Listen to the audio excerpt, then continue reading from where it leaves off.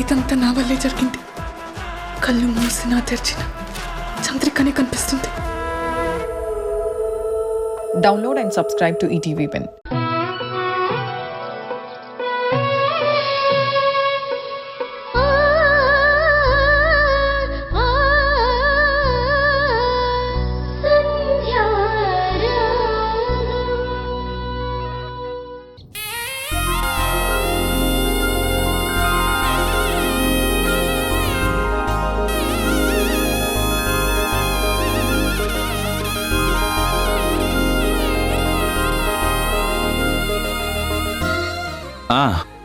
వాణి, arrangements అన్ని పూర్తయిపోయినట్టే.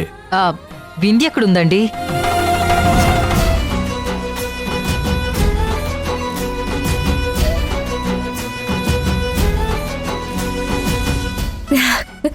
చిట్టి తల్లి, నా బుజ్జి కన్నా, నువ్వు ఈ అమ్మ కడుపులోంచి ఎప్పుడు బయటకొచ్చి నన్ను అమ్మ అని పిలుస్తావా అని ఎదురు చూస్తున్నానమ్మా.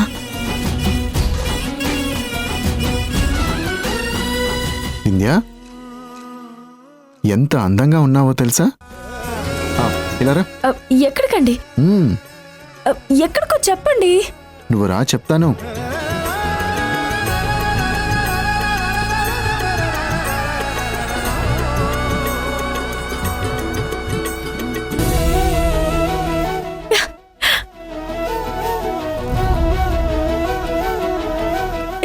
ఏంటండి ఇవన్నీ? నీకిష్టమని ఇవన్నీ ఏర్పాటు చేశాను. ఇందులో నీకు ఏ పాప ఫోటో నచ్చితే రోజు ఆ పాప ఫోటో చూస్తూ ఉండు. అందమైన పిల్లల్ని చూస్తే పుట్టబోయే పిల్లలు కూడా అలాగే అందంగా పుడతారంట కదా. చాలా హ్యాపీగా ఉందండి. నిజంగా మనకి పుట్టబోయే బిడ్డ ఈ ఫోటోలో ఉన్న పిల్లల్లాగే అందంగా పుట్టాలి. రాజేష్, వింధ్య, అత్తయ్య పిలుస్తున్నారండి. పద.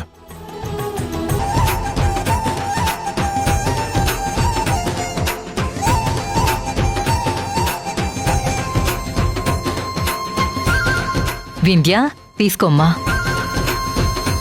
ఏంటత్తయ్య ఇవి? ఓపెన్ చేసి చూడు.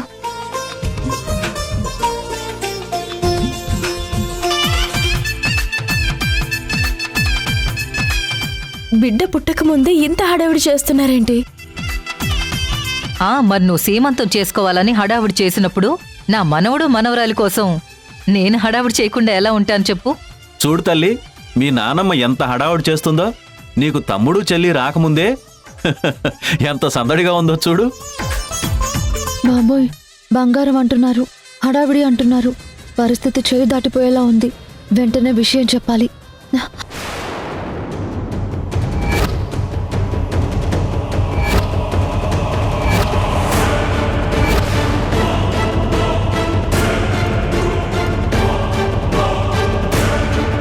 మౌనిక, ఏంటి అక్కడే నిల్చున్నావు? రా, ఇలారా. అత్తయ్య, ఈ హడావిడి అంతా ఎందుకు? సీమంతం అంటే 5వ నెలలోనూ 7వ నెలలోనూ చేస్తారు. ఇప్పుడు ఇదంతా ఎందుకు? ఇది చూస్తే ఏదో ఆర్టిఫిషియల్గానో చాలా బోసుగానో అనిపిస్తుంది. ఇప్పుడు ఇదంతా అవసరం అంటారా? మౌనిక, ఏం మాట్లాడుతున్నావు? అవసరమా అంటావేంటి? నేను తల్లి నవ్వడం అనేది చిన్న విషయమేం కాదు. నువ్వు చెప్పినట్టు శ్రీమంతం 5వ నెలలోనూ 7వ నెలలోనూ చేసుకుంటారు. కానీ నేను అందరిలా కాదు, చాలా ప్రత్యేకంగా ఉంటాను. నాకు పుట్టబోయే బిడ్డ చాలా ప్రత్యేకం. నేనేం చేసినా సెపరేట్గానే ఉండాలి. అసలు నువ్వేం ఆలోచిస్తున్నావు మౌనిక? ఎందుకు ఇలా నెగిటివ్గా మాట్లాడుతున్నావు? ఏంటి మౌనిక, ఏర్పాట్లన్నీ చేశాక శ్రీమంతం అవసరమా, ఫోర్స్ అవసరమా అని ఇలా మాట్లాడతావేంటి? వంపదీసి ఈ ఫంక్షన్ హ్యాపీగా జరగకూడదని నువ్వేమైనా కంకణం కట్టుకున్నావా ఏంటి? పిచ్చి పిచ్చి ప్లాన్లేం చేయలేదు కదా. అయ్యయ్యో, అలాంటిదేం లేదు మావయ్య. అలాంటివి ఉంటే మాత్రం మేం బ్రతకనిస్తామా? ఈ ఫంక్షన్ ఏమాత్రం డిస్టర్బ్ అయినా ఆ డిస్టర్బెన్స్ నీ వల్లే అని తెలిస్తే ఖచ్చితంగా నీ పళ్ళు రాలగొడతాను. మీరు ఊరుకోండి మావయ్య. ఎప్పుడు జోక్ చేయాలో ఎప్పుడు సీరియస్ అవ్వాలో మీకు తెలీదు. ఈ మధ్య మాటి మాటికి పళ్ళు రాలగొడతాను, చంప పగలగొడతాను అంటున్నారు. ఏంటిది? చూడండి అత్తయ్య, ఏంటండి ఇది అమ్మాయిని పట్టుకుని అలా మాట్లాడుతున్నారు? నా మేనకోడలి మీద నేను జోకులు వేయకూడదా ఏంటి? ఏం మౌనిక, మీరు జోకులు బాగానే వేస్తారు మావయ్య, కానీ మీరు వేసే జోకులకి ఎవరికి నవ్వు మాత్రం రాదు, మీ ఒక్కరికి తప్ప. మౌనిక, ఈ డిస్కషన్ అంతా ఎందుకు, ఇంకా వదిలేసేయ్. అమ్మా, ఏర్పాట్లన్నీ ఓకే కదా? అందరూ వస్తున్నారు కదా? ఉమ్, అత్తయ్య, గతంలో జరిగిన విషయాలేమైనా సంధ్య మనసులో పెట్టుకుని ఆలోచిస్తుందేమో. మీరు మళ్ళీ ఒకసారి శ్రీకర్ గారితో సంధ్యతో మాట్లాడి వాళ్ళని ఇక్కడికి రమ్మని చెప్పండి.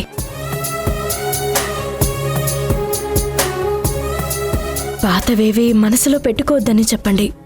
పాస్ట్ ఇస్ పాస్ట్ కదా అత్తయ్య. నేను మాట్లాడతానులేమ్మా, సంధ్యని నేను తీసుకొస్తాను కదా. అందరం హ్యాపీగా ఉండాలి. మీరు, మేము, సంధ్య అందరం సంతోషంగా ఉండాలి. మన మధ్య ఎలాంటి మిస్అండర్స్టాండింగ్స్ ఉండకూడదు.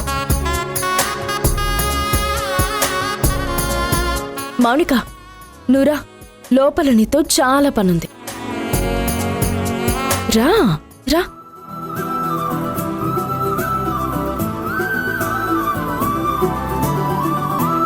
అమ్మా, నేను నమ్మలేకపోతున్నానమ్మా, తనలో ఎంత మార్పు వచ్చింది.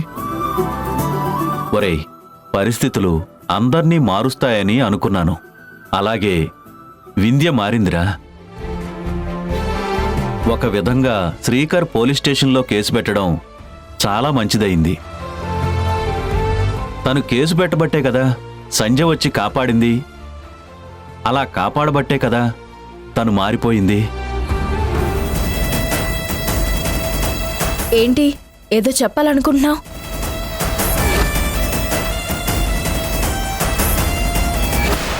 అంబే, ఏం లేదు సిస్టర్.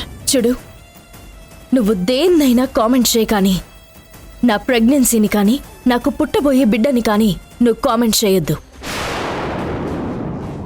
ఇలాంటి సీమంతాలు జరుగుతూనే ఉంటాయి. నా గెస్ కరెక్ట్ అయితే ఈ పాటికి అత్తయ్య సంధ్యకి ఫోన్ చేసో లేదా సంధ్యని వెళ్ళి కలిసో ఖచ్చితంగా తీసుకునొస్తుంది.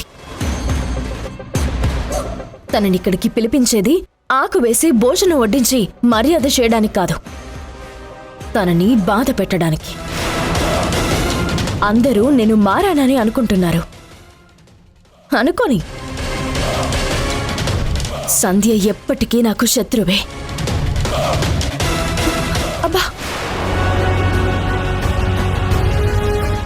ఏంటి సిస్టర్, ఏమైంది? కడుపులో బిడ్డ తన్నుతున్నట్టుంది. నువ్వు మరీ ఓవర్ చేయకు సిస్టర్. నీకు ప్రెగ్నెన్సీ కన్ఫర్మ్ అయ్యి 4 రోజులు కూడా కాలేదు, అప్పుడు బిడ్డ తంతుందా? ఓవర్గా లేదు. నువ్వు నా మీద సెటైర్లు వేసినా నేను భరిస్తాను, కానీ నా కడుపులో ఉన్న బిడ్డ పైన సెటైర్లు వేస్తే మావయ్య కాదు, నేనే చంప పగలగొడతాను.